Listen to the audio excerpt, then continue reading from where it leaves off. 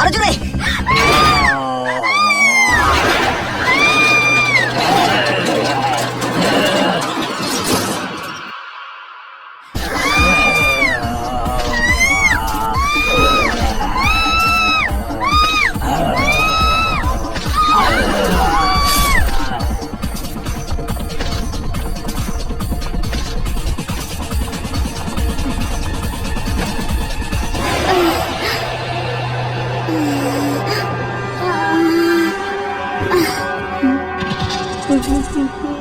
Madam তো মরে গেল,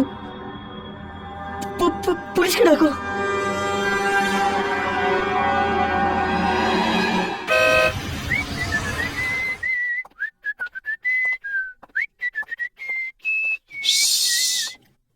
একদম আওয়াজ করবেন না কিন্তু। আওয়াজ করবে না। আজকে শরীর কেমন আছে ডাক্তারবাবু? যেমনটা রোজই থাকে, ওনাকেই প্রশ্ন করে দেখো শরীর কেমন আছে। এনার শরীর তো ঠিকই হওয়ার কথা ডাক্তারবাবু। রাঘব, প্রিয়া সুস্থ হয়ে ওঠাটা খুব মুশকিলের। ডাক্তারবাবু, মুশকিল অসম্ভব তো নয় না? ঠিক আছে, যেমন তুমি ভাবো। হ্যাঁ প্রিয়া, এটা তোমার জন্য। দেখো, তুমি এই লোকগুলোর কথা একদম শুনবে না। এরা উল্টো পাল্টা যাতা বকতেই থাকে। একবার তাড়াতাড়ি তুমি ঠিক হয়ে যাও, ব্যাস। তারপর দেখো কেমন করে জব্দ করি এই লোকগুলোকে। আরে এই দেখো, হরি কাকা এসেছে, আমাদের জন্য গরম গরম খাবার এনেছে। কাকা, এখানেই দিন, এই টেবিলেই পরিবেশন করুন। ও তোমার কথা শুনতে পায় না। তাহলে এই খাবার কার জন্য এনেছেন আপনি? তোমার জন্য। না কাকা, এটা ভুল। প্রিয়া, ইনি মিথ্যে বলছেন। আরে ও তো শুনতে পায় না। ও সবকিছু শুনতে পায়, সবকিছু বুঝতে পারে। ও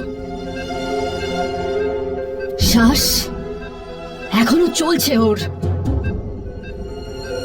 ও উঠবেই একদিন, আর সব কথা আমায় শোনাবে, প্রতি কথা। আর আর যেটা যেটা আপনি বলছেন না, ওই কথা। যদি এমনটাই হয় তাহলে আমার থেকে খুশি আর কে হবে? কিন্তু এমনটা কোনোভাবেই হবার নয়। কাকা, এই দেখুন, এই দেখুন আপনি, এইটা প্রিয়ার ফটো। এটা প্রিয়ার আত্মা। প্রিয়ার আত্মা আমাকে মৃত্যুর হাত থেকে বাঁচিয়েছে কাকা, আর আমি ওই আত্মাকে খুঁজে বার করবই।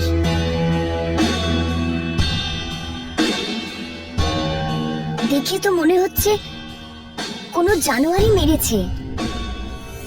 এখানেও তো ওরকমই মাটি, আর ঠিক ওরকমই ঘাস পাতা। একটার পর একটা 5টা মৃত্যু, 2 দিনে 5টা মৃত্যু। রিমি তো কখনো লিফটে উঠতই না।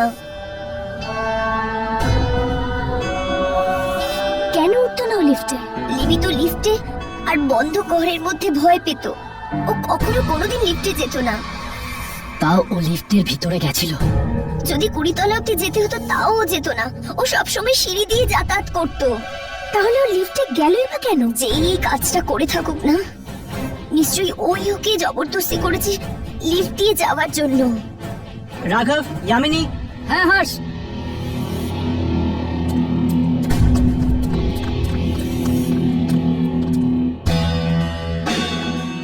এখানে মাটির চিহ্নগুলো কিছুটা আলাদা।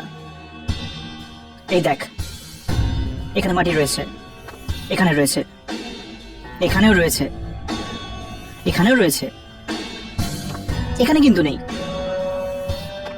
আর তারপর এখানেও নেই। মাটির চিহ্নগুলো এরপর এখান থেকে শুরু হচ্ছে, এখানে, এখানে, এখানেও, আর তারপর ওখানে। মাটির চিহ্নগুলো ওখানে রয়েছে, ওখানে রয়েছে, কিন্তু এখানে এই এরিয়াতে মাটির চিহ্ন একদমই নেই। মানে যদি এটা কোনো মানুষ হয় যে প্রতি পদে পদে মাটি ফেলতে থাকে, তাহলেও এখানে এই এরিয়াতে মাটি কেন ফেললো না? মানুষই যদি হবে তাহলে খুন করার পর মাটি কেন ফেলছে? এ কোনো মানুষ নয় ইয়ামিনী, এটা কোনো শক্তি যা হঠাৎ করে কোথাও থেকে জন্ম নিয়েছে। হ্যাঁ, আর যদি এটা কোনো শক্তি হয় তাহলে ও আসার পর মাটি আসে, রাইট? মনে তো সেরকমই হচ্ছে ইয়ামিনী। যেখানে যেখানে এই শক্তি যাবে সেখানেই এরকম মাটি পাওয়া যাবে। আমার তো মনে হয় ম্যাডাম এই জন্য ভয় পেয়েছে কারণ লিফট আটকে গেছে, কিন্তু ওখানে গিয়ে দেখলাম যে ও চোখের সামনে থেকে যাচ্ছেই না। বারবার ওই চেহারা দেখা যাচ্ছিল, ওই বড় বড় চোখ, এমন ভয়ানক হয়ে গিয়েছিল ম্যাডামের চেহারা। সৃষ্টি আমায় ফোন করেছিল, সাহায্যের জন্য চিৎকার করছিল। ও এমন ভাবে চিৎকার করছিল যেমন ধরুন কোনো ভয়ানক আত্মা ওর পিছু নিয়েছে। লাশের আশেপাশে ঘাস আর মাটি পড়েছিল, আর সব জায়গায় মাটি মাটি পড়েছিল। আমি কিছু বুঝতে পারছিলাম না কি করব। 3 দিনে 5টা খুন হয়েছে, 5টা খুন। মুম্বাই, কেরালা, সিকিম, পাঞ্জাব। সব জায়গায় সে একই ঘাস, একই মাটি, সবাইকে মারার একটাই পদ্ধতি। সাহস হলো কি করে এখানে আসার? দ্রুত মৃত্যুকে আলিঙ্গন করো, আর মরার পরে আমাদের কাছে আসো। ভয় পেও না, এসব তো এখানে হয়েই চলেছে। যদি এটা কোনো মানুষের কাজ হতো তাহলে আমি তোমাদের বলতামই না শুটিং এর জন্য। আমার ওই শক্তিটা চাই। এখানে যতজন লোক ছিল তারা সবাই একে অপরকে জানতো। এই শক্তি মেরেছে মোহনকে। মোহনের বাড়িতে যাও।